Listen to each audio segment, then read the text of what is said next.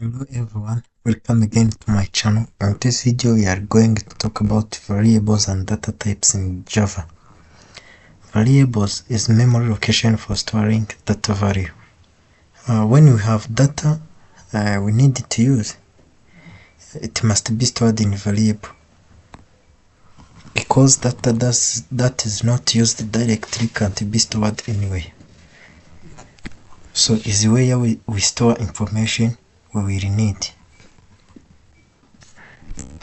Variable has two things, or what I can call characteristics. It had name and data type. Name identifies that variable. It differentiates that variable with other variables. It is its identity. Then data type. Data type determines a kind of data that will be stored in that variable, because the role of a variable is to store data. What we stored in a variable is called value. So, but variable name has a rule it must follow. Let's look at rules for naming variable. First, variable name should start with alphabet, $, or an underscore character. The second rule is that variable name should not be a keyword. A keyword are a reserved word like a public or class or int or system, and any other word that is used by Java itself. Those are reserved for Java. So it is not allowed to be variable name. Variable name must contain only alphabet, numbers, $, and underscore characters.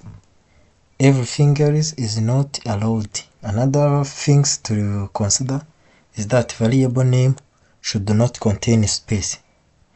Means it must be only single word. Even if you may oblige many words into single, but still is considered as a single word. Then let's talk about data type. Data type determines a kind of data to be stored in a variable, determines size that variable will occupy on our memory, and a kind of operations that will be performed on that value that will be stored in a variable. There are many data types exist. Let's list here. There are byte, short,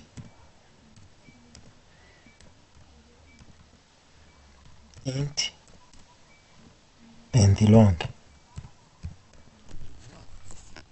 All those stores numbers without a floating point.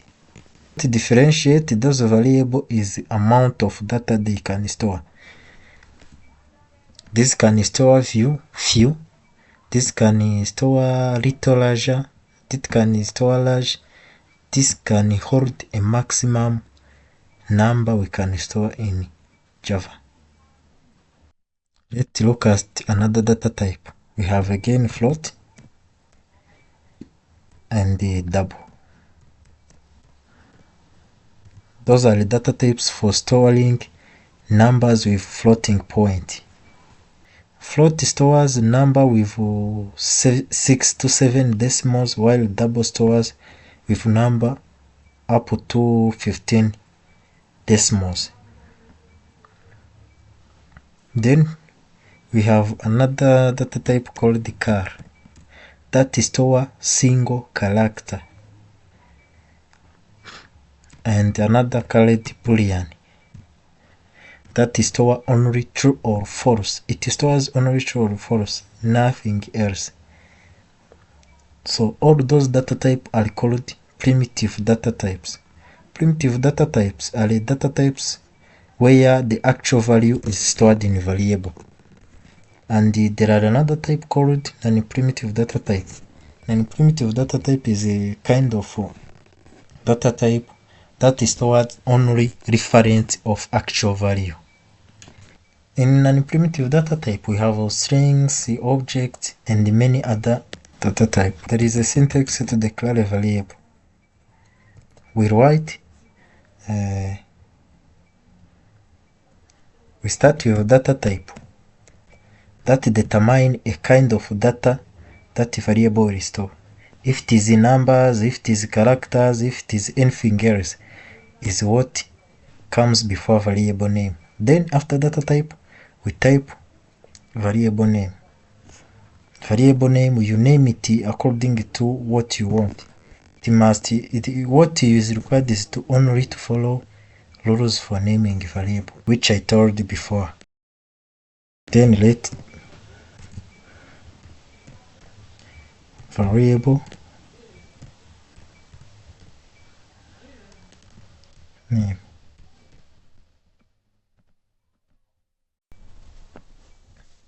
After entering variable name, you may stop here or continue to put the value into that variable. You can use this way or choose this second way where you declare variable with value. We use data type, then variable name, then equal, then value. In this way, we put value into variable. So let's do by examples. Let's say you want to store 1000. 1000 is a number without floating point. So we start with data type called int, because int will store 1000. You can use int, you can use short, all can do that. So variable name, let's call it num. Then in this way, I took 1000 and put into num variable. Everywhere I will use num, it is like using that value stored in it. It is like taking this value and give it a name. So when I use this num, let's say I'm going to display this 1000.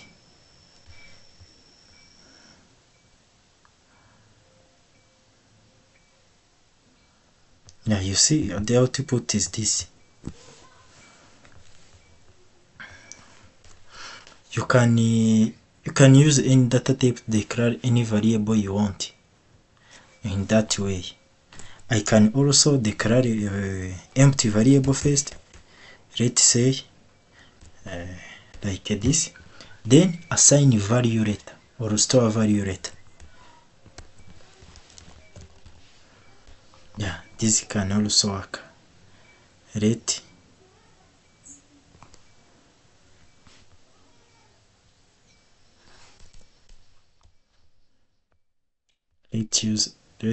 put m here.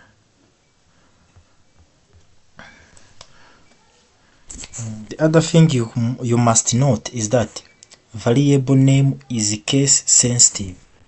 This means uppercase letter and lowercase letter is different. If I write num like this and call num like this, it will not run, because here we have on m we have capital letter and here it is a small letter, and that doesn't work because variable name is case sensitive. So exact case must match.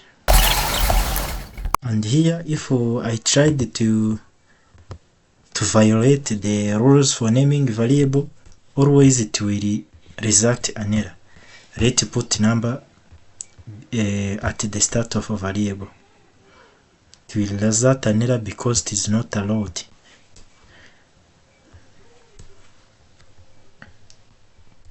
You can also declare char, where you store a single value. It is stored that, then semicolon. Now we can print this value in easy way. You can declare a boolean like this, and let's store true. We know Boolean store only true and false. Other values it can't allow them.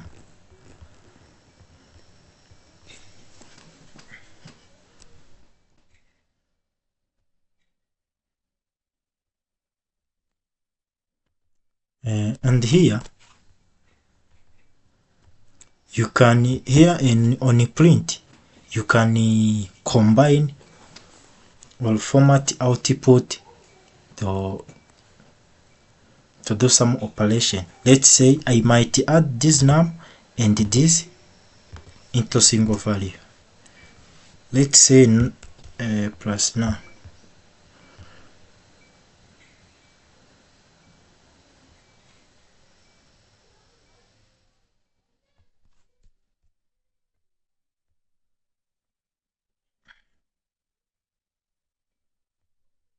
If you don't understand the reason of this plus, don't worry, we will talk about operators in next episodes.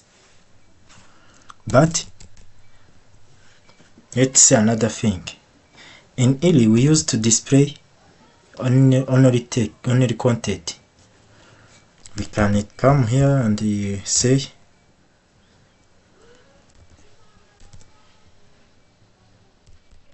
say the number is,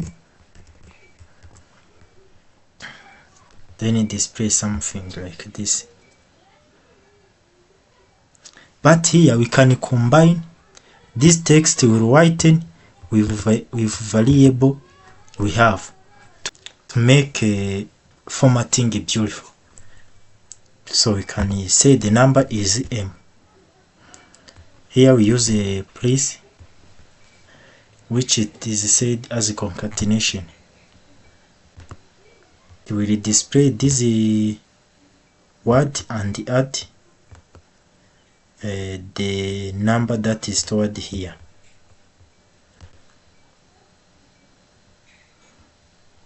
Even after this, you can again add something like this that can appear. You can concatenate more as you want using this place operator.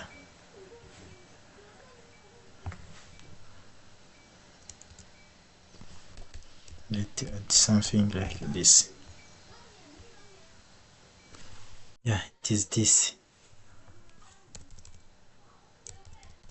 At here, you can also take a value that was stored in one variable and put into another variable. It is done by putting, let's say m here is equal to num. Here we said take what is stored in num and put into m.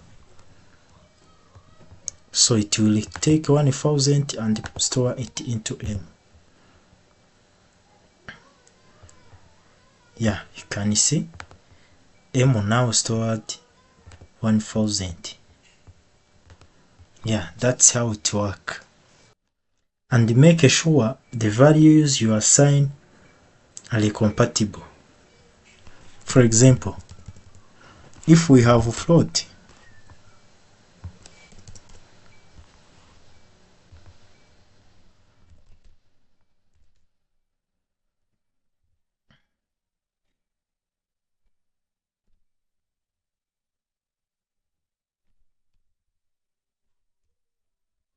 look like you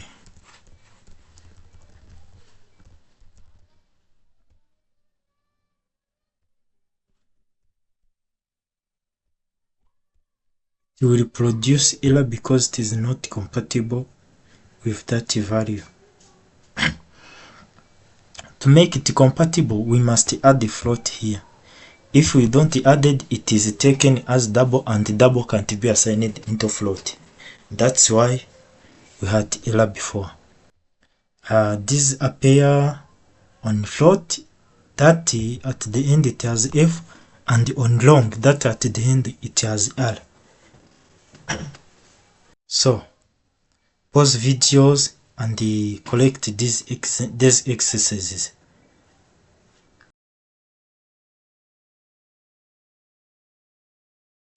This is the actual answer.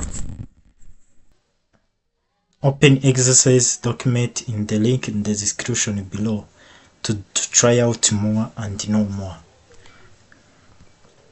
Don't forget to subscribe.